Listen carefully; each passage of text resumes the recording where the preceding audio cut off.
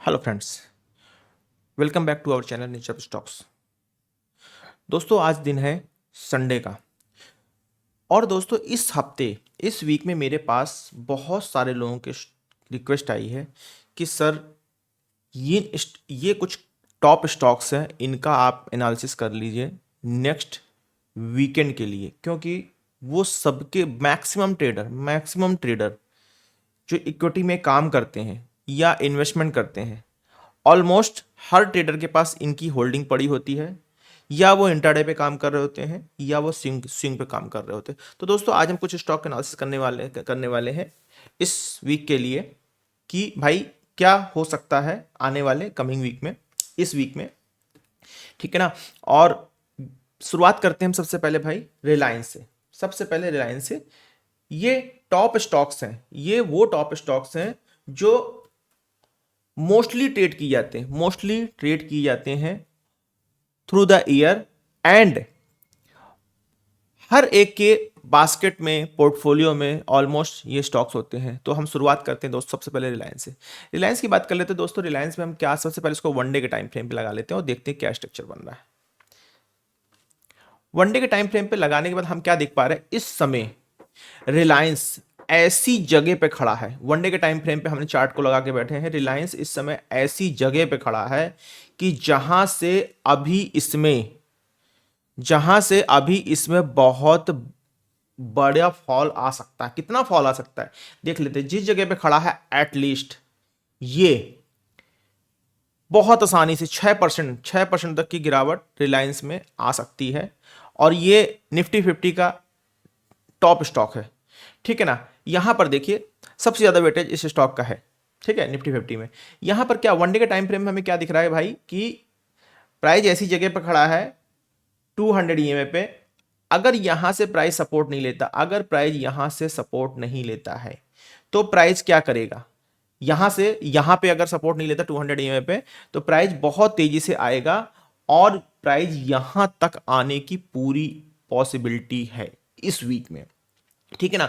इसका अगर कोई स्टॉक रिसेंटली किसी ने बाय किया है, होल्ड किया है, इसका सपोर्ट कहां बन रहा है भाई, सबसे बड़ी बात, इसका सपोर्ट कहां बन रहा है। ये देखिए इसका जो सपोर्ट बन रहा है, पहला सपोर्ट ये बन रहा है, दूसरा सपोर्ट ये बन रहा है, मतलब इतना फॉल आ सकता है। रेजिस्टेंस की बात करें भाई, अगर ये इसके ऊपर निकल गया, इसके ऊपर, इस रेंज के ऊपर निकल गया, तब तो स्टॉक यहां से फिर बाउंस कर जाएगा, हायर हाई बनाते हुए ऊपर निकल जाएगा। क्या टारगेट्स आएंगे, पहला टारगेट यहीं तक रहेगा, पहला टारगेट यहीं तक रहेगा। लेकिन ये स्टॉक मोस्ट ट्रेडेड है, तो थोड़ा सा लिक्विडिटी ज़्यादा होती है, जल्दी जल्दी प्रॉफिट बुकिंग आती है, लोग इसमें एफ एन ओ में भी काम करते हैं, तो थोड़ा सा समय लग सकता है। लेकिन जब इस जगह से बाउंस करेगा प्राइस, तो बहुत तेजी से इसमें हायर हाई बनते हुए बाउंस आ जाएगा। लेकिन अभी जिस तरह का सिनेरियो दिख रहा है हमें, अभी हमें दिख रहा है कि मार्केट पॉसिबल है कि गैप डाउन खुल सकती है रिलायंस के मामले पे, और ये टारगेट, ये जो है एरिया टच कर सकती है। यहां पर जो लोग लॉन्ग देख रहे हैं, वो लॉन्ग की जगह शॉर्ट देखें। इसी स्टॉक को जब हम लगाते हैं छोटे टाइम फ्रेम पे, जब हम इस स्टॉक को छोटे टाइम फ्रेम पे लगाते हैं, तो हम क्या देखते हैं, 1 आवर के टाइम फ्रेम पे। 1 आवर के टाइम फ्रेम पे भी हमको सेम चीज देखने को मिल रही है, सेम चीज देखने को मिल रही है। अगर प्राइस 1 आवर के टाइम फ्रेम के अकॉर्डिंग इस एरिया पे सपोर्ट नहीं लेता है, शॉर्ट टाइम फ्रेम पे इस एरिया पे सपोर्ट नहीं लेता है, और इसके ऊपर जब तक नहीं निकलता, तब तक इस पे हमें लॉन्ग नहीं करना है। 5 मिनट के टाइम फ्रेम के अकॉर्डिंग लगा लेते हैं भाई। 5 मिनट के टाइम फ्रेम के अकॉर्डिंग हम क्या देख पा रहे हैं भाई, ये स्टॉक अभी पूरी तरीके से डाउन ट्रेंड में है। कितना, पिछले कुछ दिनों में कितनी गिरावट आई है भाई रिलायंस में, पिछले कुछ दिनों में कितनी गिरावट आई है। अभी भाई गिरावट की बात की जाए तो ये एरिया ये रहा, लगभग 4% की गिरावट पिछले 2 ट्रेडिंग सेशन में ही रिलायंस में मिल चुकी है। तो दोस्तों इसमें अभी लॉन्ग की कोई जगह नहीं है, सिर्फ और सिर्फ शॉर्ट के लिए ही ट्रेड देखिएगा। बात कर लेते हैं, दूसरा स्टॉक है हमारा H D F C stock भी दोस्तों हैवी वेटेड स्टॉक है। इसके लिए भी बहुत सारे लोगों ने मुझे व्हाट्सअप किए हैं, मैसेज किए हैं, कमेंट किए हैं कि सर इसका एनालिसिस कर दीजिए। कुछ लोगों ने गलत जगह पे बाइंग करके यहाँ कहीं कुछ लोगों ने बाइंग की है, जब प्राइस में थोड़ा सा लगा उनको कि करेक्शन आ गया है और लगता है कि नहीं इतना नीचे नहीं जाएगा। बहुत सारे लोग इन स्टॉक्स में एक्सपेक्टेशन ऐसी ही रखते हैं, बट हुआ क्या, स्टॉक उसके बाद भी गया। देख लेते हैं भाई कैसा सेटअप बन रहा है, मार्केट क्या कह रही है इस समय। भाई मैं इन स्टॉक की बात करूं जो हैवी वेटेड, और यही स्टॉक्स हैं जो निफ्टी की डायरेक्शन डिसाइड करते हैं। क्या करते हैं भाई, यही स्टॉक होते हैं जो निफ्टी की डायरेक्शन डिसाइड करते हैं। देख लेते हैं क्या सेटअप बन रहा है इस पे। देखिए दोस्तों, ये स्टॉक HDFC एक हैवी वेटेड स्टॉक है। यहां पर क्या आप देख पा रहे हो भाई, ये देखा जाए तो कितने 3 फरवरी से, मतलब बजट के रिसेंट बाद से ही ये स्टॉक करेक्ट कर गया है 9%, मतलब 9.37%। बहुत बड़ी बात है कि भाई इतना हैवी वेटेड स्टॉक इतना करेक्ट कर गया है, मतलब करेक्शन आ चुका है इसमें, ठीक है ना। क्या ये जगह बाइंग की है दोस्तों? अगर हम बहुत एग्रेसिव ट्रेडर हैं, बहुत ही एग्रेसिव ट्रेडर हैं, तो देखिए दोस्तों, ये जो जोन है इसने हालांकि वनडे के टाइम फ्रेम इसकी नीचे क्लोजिंग दे दी, नहीं ये जोन बाइंग का नहीं है। ये जोन दोस्तों बन रहा है सेलिंग का बन रहा है भाई। अब सबसे बड़ी बात, अगर प्राइस इसके नीचे निकलता है तो कहां तक जाएगा? अगर प्राइस इसके नीचे निकलता है तो कहां तक जाएगा, मैं बता देता हूं कहां तक जाएगा। यहां पर दोस्तों देखिए, एक आप लोग देख पा रहे होगे, अगर हालांकि प्राइस ने क्लोजिंग ऐसी दी हुई है, प्राइस ने ऐसी क्लोजिंग यहाँ पे दी हुई है कि ये जो जोन था इसके नीचे प्राइस में क्लोजिंग आ चुकी है, साफ साफ देख पा रहे हो आप लोग, ठीक। इसके नीचे प्राइस में क्लोजिंग आ चुकी है। जिस तरह का शार्प फॉल आप लोग शार्प फॉल दिख रहा है यहाँ पर, देख रहे हो लगातार कंटिन्यू गिरता हुआ चला आ रहा है, उस तरीके से तो भाई लग रहा है कि ये लेवल ध्यान रखिएगा, ये लेवल मैं दिखा देता हूं, मतलब ये लेवल बहुत आसानी से एक बार ये स्टॉक छू सकता है। ये लेवल बहुत आसानी से एक बार ये स्टॉक छू सकता है। क्या लेवल है भाई? ये है 870 तक का। कितना है भाई देख लेते हैं एक बार, कितने परसेंट का है। यहां से ये स्टॉक लगभग 4% की गिरावट और दे सकता है। उसके बाद क्या होगा दोस्तों? उसके बाद अगर बाउंस नहीं आया है तो एक फॉल देखने को मिल सकता है। क्या लग रहा है निफ्टी में क्या हो सकता है भाई? निफ्टी में अगर इस नजरिए से देखा जाए, जो हैवी वेटेड स्टॉक का मूवमेंट चल रहा है, पॉसिबल है 25,000, 25,000 पॉसिबल है। क्यों? क्योंकि भाई निफ्टी ने ऑलरेडी 25,500 को लास्ट ट्रेडिंग सेशन में ब्रेक कर दिया। 25,500 को लास्ट ट्रेडिंग सेशन में मार्केट ने ब्रेक कर दिया, जो कि बहुत ही खतरे की बात है, बहुत ही खतरे की बात है इंडियन मार्केट के लिए, ठीक है ना। इसको जरा बड़े टाइम फ्रेम, छोटे टाइम फ्रेम पे एक बार लगा के देख लेते, छोटे टाइम फ्रेम पे क्या बन रहा है। जब हम 1 आवर के टाइम फ्रेम पे आते हैं, बहुत सारे लोग इंटरडे ट्रेड्स करते हैं। इंटरडे ट्रेड्स की अकॉर्डिंग भी देखिए, साफ साफ दोस्तों आप लोग क्या देख पा रहे हो, इसमें भी आप लोग साफ साफ क्या देख पा रहे हो कि भाई ये जोन था, ये जो जोन था, इस जोन को मार्केट ने ब्रेक कर दिया है। मार्केट अब यहां से क्या करेगी, यहां से क्या करेगी? पॉसिबल है कि एक बार थोड़ा सा गैप अप खुलेगी, आपको ट्रैप करेगी और ट्रैप करके फिर लो बनाते हुए नीचे आ जाएगी, ठीक। ये चीजें इसमें एक्सपेक्टेड है। मतलब और छोटे टाइम फ्रेम पे चलते हैं, जब हम इसको लेके चलते हैं 5 मिनट के टाइम फ्रेम पे। 5 मिनट के टाइम फ्रेम पे क्या दिख रहा है वो भी दिखा देता हूं दोस्तों। जब हम इसको 5 मिनट के टाइम फ्रेम पे लगा रहे हैं तो भी देखिए दोस्तों, बहुत खतरनाक फॉल आया हुआ है। 5 छोटे टाइम फ्रेम पे भी दिखा रहे हैं, तो देखिए ऐसे स्टॉक में दोस्तों काम कैसे करते हैं, ऐसे स्टॉक में काम कैसे करते हैं, ये बहुत जरूरी है। इसके लिए आप मुझे कमेंट कीजिए, सोशल मीडिया में लिखिए, मुझे व्हाट्सअप कीजिए, मैं इस पे भी बकायदा वीडियो बनाऊं कि ऐसे स्टॉक में भी आपका पोर्टफोलियो, ऐसी गिरावट में भी आपका पोर्टफोलियो जो रेड चला जाता है, वो 15%, 10%, 25% की गिरावट दिखाता है पोर्टफोलियो, वो कम से कम 5%, 7% में सिमटा रहे। इसको जानने के लिए एक बार जल्दी मुझे व्हाट्सअप कीजिएगा, सोशल मीडिया पे कमेंट कीजिएगा। अब दोस्तों एक स्टॉक हम लेके चल रहे हैं, तीसरा स्टॉक है जिसका नाम है SBI state bank of India, ठीक है। इसकी बात कर लेते हैं, इसमें क्या चल रहा है दोस्तों। इसमें क्या चल रहा है स्टेट बैंक में। ये भी स्टॉक दोस्तों बहुत हाई वेट है, लेकिन इस स्टॉक में दोस्तों हम लगातार बराबर अपने ट्रेडर भाइयों को जो हमारे ग्रुप में ऐड है उनको बराबर ट्रेड दे रहे हैं। और ये स्टॉक अभी भी हम देखिए इसको कहाँ से देते हुए आ रहे हैं, और ये स्टॉक लगातार दे रहा है, लगातार दे रहा है। हमने इसको कहाँ से देना शुरू किया था, 9 तारीख से हमने इसको देना शुरू किया था, बोला था, ठीक है ना। मैं दिखा देता हूँ 9 तारीख से देखिए कितना चल गया। जहाँ से हमने इसको स्टार्ट किया था, इस गैप अप के बाद हमने इसको दिया था, और यहाँ से देखिए इस स्टॉक में जो जंप आया है, ये देखिए कितना जंप आया है, 6.5% का मूव भाई। 4 ट्रेडिंग डे में, सिर्फ कितने, 4 ट्रेडिंग में डे में, ठीक है ना, सिर्फ 4 ट्रेडिंग डे में, 1 2 3 4 ट्रेडिंग डे में लगभग जो जंप आया है 6.5% का जंप आया है, ठीक है ना। लगातार लगातार हम इसको दे रहे हैं। और दोस्तों ये बिल्कुल फ्री में मैं आपको बता रहा हूँ, हालांकि मैंने ये सिर्फ अपने पेड मेंबर्स को दिया हुआ है, ठीक है ना, अपने बताया हुआ है पेड ग्रुप में, सिर्फ फ्री ऑफ कॉस्ट आपको बता रहा हूँ कि भाई ये जो बाइंग है अब आपके हाथ लग गई है कि भाई इसके ऊपर एसबीआई में बाइंग है, इसके ऊपर एसबीआई में बाइंग है। टारगेट्स क्या है, टारगेट्स के लिए दोस्तों एक बार आप हमें कमेंट कीजिए, ठीक है ना, क्या एक्सपेक्टेड टारगेट हो सकते हैं उसके लिए आप हमें कमेंट कीजिए, वो भी मैं आपको बता दूंगा फ्री ऑफ कॉस्ट, ठीक है ना। चलिए इस पे दोस्तों वनडे के टाइम फ्रेम पे लगा लेते हैं भाई, वनडे के टाइम फ्रेम में क्या कह रहा है स्टॉक।